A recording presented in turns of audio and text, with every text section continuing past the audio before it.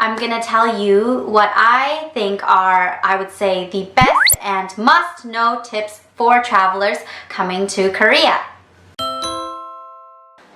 First off is gonna be washrooms. Things you need to know about Korean washrooms. For one thing, toilet paper may not always be available. Many places in Korea, including Busan, so I would suggest bringing your own tissue. You can get the traveler's pack of small tissues. I would actually get the dry kind as well as the wet kind because in public washrooms there may also not be any hand soap.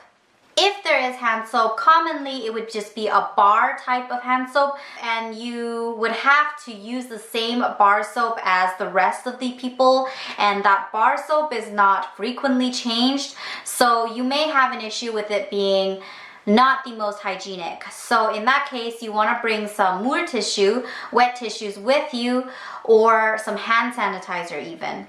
Some public washrooms, I would say many of them have both squatter toilets and sitting toilets. Now in public washrooms, most of them will be marked with outside the door if they are a sitter type or a squatter type. You will have the picture and sometimes the words as well, squatting or sitting. Occasionally you also get the fancy schmancy bidets, but don't be expecting it in all the washrooms. Next, I'm going to talk about transportation, because you can't do anything without going somewhere. A couple things about transportation. For one thing, taxis are very cheap in Korea. So a 30-minute ride is gonna probably cost you less than 20,000 won.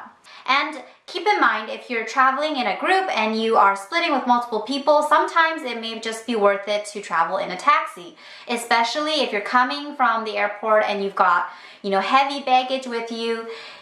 I would say all of them accept credit card. I haven't been on one that doesn't accept credit card.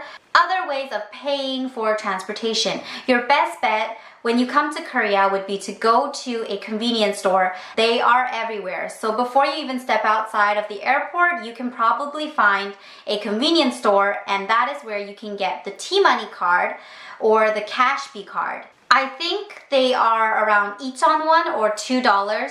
There could be some that are a little bit more expensive, and they come in a variety of different formats. You can either get the cards, which essentially just looks like a credit card, or you can also get nowadays, I didn't know this before, but now they came out with lots of new merchandise. So you can get keychains that essentially work the same way. You tap them. They're very small, about the size of like a quarter. You just strap them to your backpack or to your wallet. So I find that actually they are a pretty good option because they're pretty cute, and I find that it's easier maybe for some people to have a thing that you can strap onto something versus a card.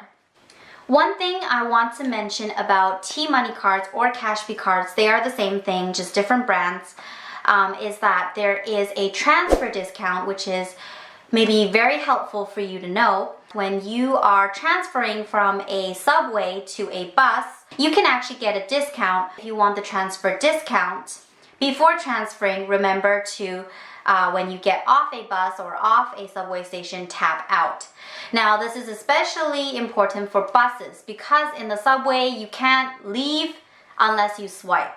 So you won't forget to do it. But on the bus, you can actually leave the bus. The doors won't shut on you if you forget to tap off. But remember, if you want to transfer to the subway or transfer to another bus, remember to tap before you get off. There will be a tapping machine by the back doors as well as the front doors. It doesn't matter which one you use. You can get on and off the same door, but just remember you have to tap twice. And then when you tap into the subway, you'll actually see that the fare is 0. So there is a rule for when you want to transfer, use this transfer discount. Between the time you tap off that bus to the subway has to be within 30 minutes. There are other rules that apply. Please visit the Visit Korea official website, which is a government-manned website. So if the rules have changed, which they might since making this video, Don't quote me, okay? I do not work for the Ministry of Transportation for Korea. So please visit the Visit Korea website, which I will link in the description box below. One last thing I want to mention about transportation is apps. For sure, they will save you so much time. They will save you so many tears. So the first one is Naver Map. This is really good for all across Korea. And it's an app that will give you, it's like Google Maps. So it will give you maps of addresses. It will give you navigation, like directions from getting from point A to point B. But downside is that it's all in Korean. There is no English version so far. So, I would suggest learning a little bit of Hangul, just enough where you can type Hangul. The other app I suggest is the Seoul Subway app. If you are a traveler, first-time traveler of Korea, you probably want to go check out Seoul first. So, what was I saying? Seoul Subway app. So this one is again really good because the Seoul subway system is the most complicated subway in all of Korea. So this app is going to be super helpful for you because without it, you may just get confused because there's 12 lines in the Seoul subway. So last app I want to talk about is the Kakao Taxi app. Now this app works, I believe, all over Korea, and it is super, super handy for when you want to call a taxi. Now, if you are outside of an airport or in the downtown city center, it might not be hard for you to just hail a taxi on the street. But if you are going to be taking a taxi from a friend's house or from a hospital or just anywhere where it's hard to normally catch a taxi, this app will save you so much time. You do not have to walk outside 5 blocks to the nearest main street in the freezing -10 Seoul winter to find a taxi. This app is all you need. This is again an app all in Korean. The fact that all these apps are in Korean could be daunting for many of you, and I can definitely do a demo video on showing you just how you use it if that would be of interest. If it is, please leave me a comment below. But this is all I'm going to talk about for apps in this video. Moving on. Next, let's talk about eating because that's probably the first thing on your mind when you come off the airplane. So a couple helpful things about eating in Korea. For one thing, water and banchan, or the side dishes like your kimchi, your radish cubes, etc. are often self-serve. You may just head into a Korean restaurant and you ask for 물 주세요 and you realize that the ajumas don't come to your table, or they see you and they just turn around and walk away. But then you look and you see a sign, it says 물 self-serve with an arrow pointing down to a water station. Then you know, oh, I can get my own water.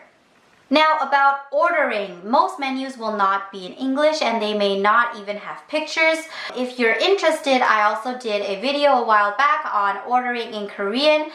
You can click the I above or check out the description box. Napkins. Now there will be napkins sometimes. Sometimes you really will not have access to napkins on your table. So remember, BYOT, bring your own tissue. Paying. Okay, so this is one crucial thing about eating in Korea. You will have to get up from your seat, take your bill with you, and pay at the counter, which is usually located by the entrance. One other interesting thing about eating out in Korea is that if you go to barbecue houses, or they're called gogichip, you will end up smelling like meat. What you can do, however, is that when you're leaving the restaurant, you'll often see them have little spritz bottles of fabric spray for you, conveniently placed outside the entrance. So you'll see, and I've seen a lot of Korean people just stand there like Rose on the Titanic with their arms out like, spray me. That is what people do. So that is what you can do next time you leave the meat house. Next, I will talk about shopping. I love shopping. if you go into the fitting rooms, you will often see people put their shoes outside of the actual stall. People will ask you, the shop staff will ask you to take your shoes off before entering the stall. Also, many times you'll be provided with a something that looks like a jacket cover, like a sheer fabric, piece of fabric.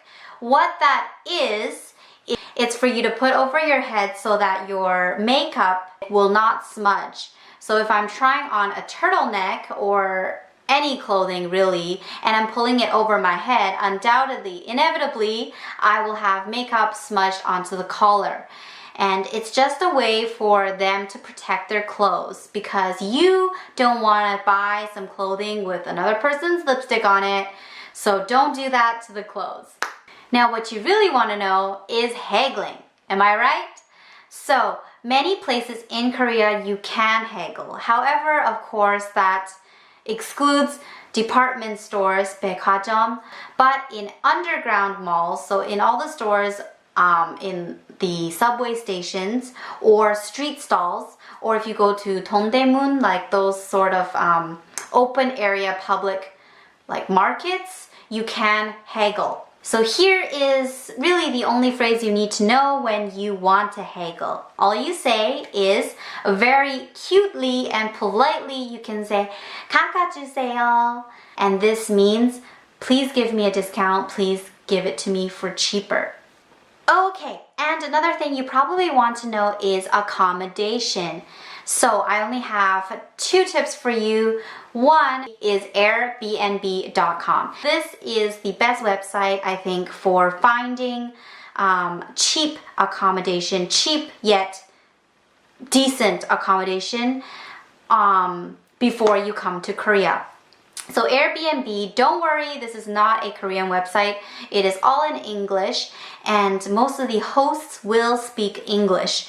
What's good about Airbnb is that it is cheap for one thing. So usually me and my friends, we just stay in Seoul, in central areas like Hongdae or Gangnam near the subway areas. And so very nice location for about $30 or $40 or sometimes $20 a night.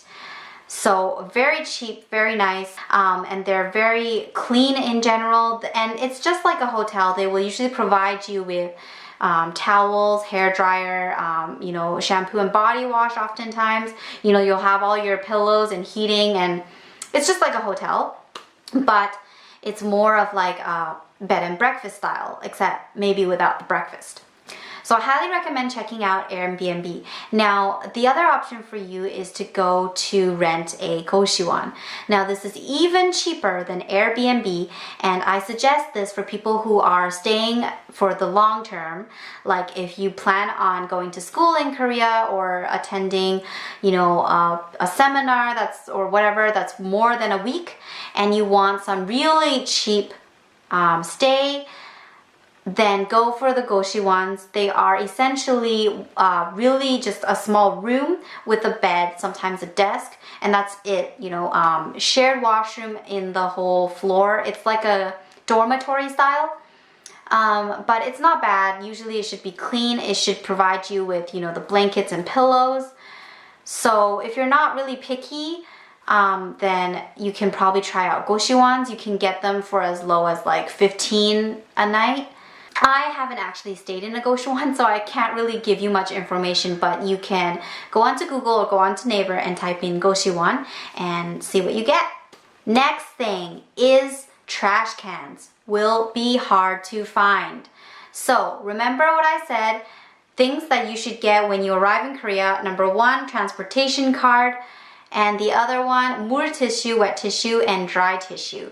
One other thing that would be nice to bring with you is a pouch or like a plastic bag or something of that sort. Just a small one for you to put your, Ziploc bags would be perfect. Bring them with you, to just one in your purse when you're going out, because garbage cans may be hard to find. And that is the end of my video. I just checked to see if I've got everything covered, and I have. I hope that this was helpful for you. And if there's anything else you want to know about this topic, you know, traveling in Korea, keep in mind that I've only really been to Busan and Seoul and Gyeongju. I can't really, and Jeju. I can't really say for other places, but for sure I'll try to tell you as much as I know, what I know. And yeah, leave me your comments, give me a thumbs up if this was helpful for you. And please subscribe to my channel for more videos about trends in Korea, living in Korea, learning Korean, and just other helpful tips for people interested in Korea. And I will see you next time. Thank you very much.